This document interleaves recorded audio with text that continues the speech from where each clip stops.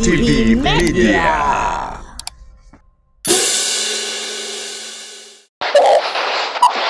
Jambo sana bwana mtangazaji, na tunafurahi kuwasiliana nawe muda kama na huu. Kwa taarifa za hivi, hali ya hewa iko namna gani huko milimani ambako mnapatikana kwa sasa?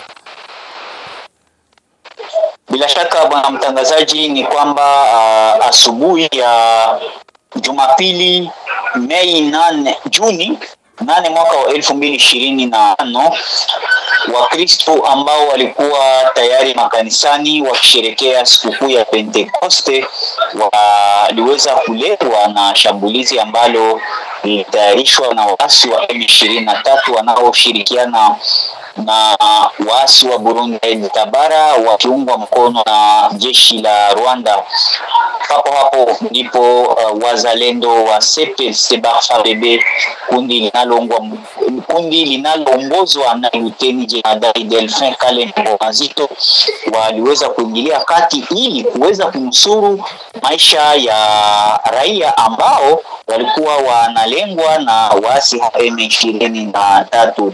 Kuanzia hapo asubuhi ya mida ya saa 2, mapambano makali yaliweza kuanzishwa katika tushabaha ya kulinda usalama wa raia na mali yake. Ndio, na tukibaki hapo bwana msemaji wa Biloze Bishambuke, nyinyi mmegundua ama mmefahamu namna gani kwamba waasi hao wa M23 Twirwaneho walikuwa wakipanga mpango huo wa kushambulia Wakristo hao? Mmejua namna gani na ilikuwa kwenye kijiji gani? Bwana mtangazaji, shambulizi liliendeshwa kwenye kijiji cha Rubezi.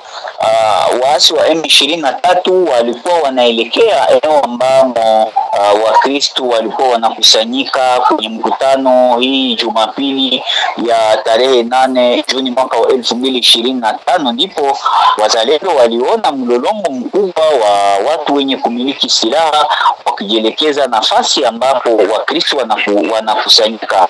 Walipochunguza kwa undani, waligundua kwamba ni nafasi ambapo kunapatikana Wakristo katika shabaha ya kutaka kumalizia maisha na kuweza kuvuruga mkutano ambao walikuwa wakiuendesha. Sasa kwa wakati huu ama matokeo ilikuwa namna gani?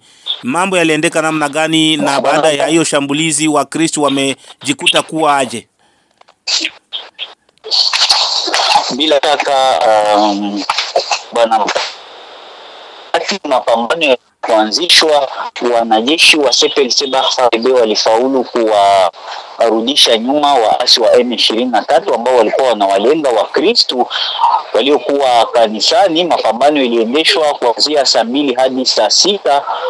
Ikasitishwa kwanza, Wakristo waliweza kukimbia, lakini ilipofika saa 10 waasi walirudi tena katika hali ya kutamani kulenga maeneo ambamo raia wasio na hatia wanafichama, kwa sababu nyumba zao ziliweza kuunguzwa wakati wa mapambano na wakati waasi waliweza kuunguza zile nyumba. Kwa sasa mapambano bado yanaendelea, wakati ambapo jeshi la CPLC-FARDC linajikamilisha kabisa mbinu mbalimbali ya kutaka kuwarudisha waasi nyuma. Na asubuhi matokeo ilikuwa kwamba waasi 5 waliweza kufariki, 7 waliweza kuumizwa, na silaha ya rasharasha inayoitwa AK-47, silaha 6 za waasi ziliweza kuogotwa.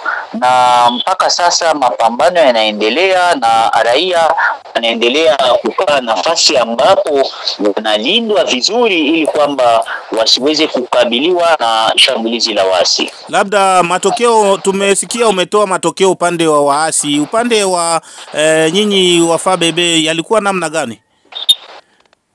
Bila shaka bwana mtangazaji, ni kwamba kuna vijana wetu wawili ambao waliweza kuumizwa na maumivu yao si makali sana, wanaendelea kupata matunzo kwenye vituo vya kwenye watu wenye mioyo mwema, kwa sababu vituo vya afya vya maeneo hayo yote viliweza kushambuliwa na waasi na viliweza kupunguzwa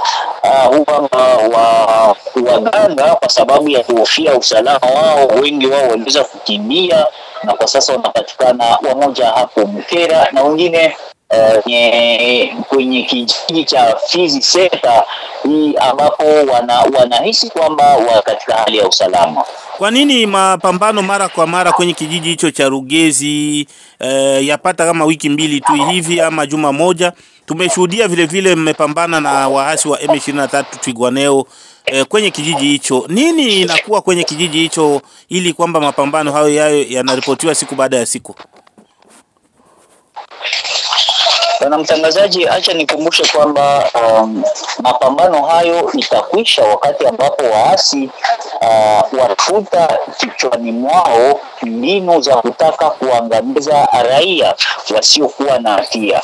CPLC FARDC Biloze Bishambuke, kundi linaloongozwa kijeshi naye Luteni Jemadari Derin Kalembe Ngomzito, wana shabaha moja tu ya kulinda usalama wa raia na hali yake, pia kulinda nchi ya Kongo isiweze kuvamiwa na waasi, pia kulinda nchi ya Kongo isiweze kunyanganywa na nchi za kigeni ambazo zina mbinu ya kupenda kunyanganya nchi hiyo.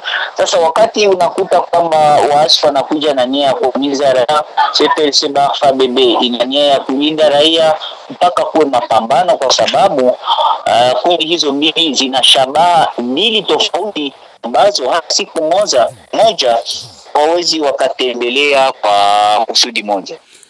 Tunakutakia mafanikio mema na tunasema tena basi John njema, ilicha ya kwamba umesema kwamba mapambano mpaka sasa yanaendelea. Basi bwana Engineer na Mubamba, msemaji wa kundi la Biloze Bishambuke ambayo inaongozwa naye Jemadari Delfe Kalembe Ngomzito, tunakutakia mafanikio mema tena.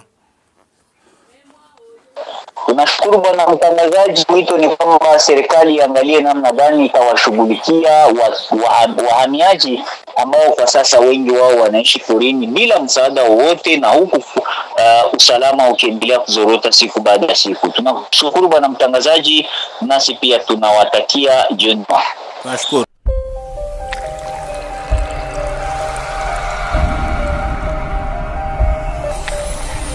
Amani TV Media.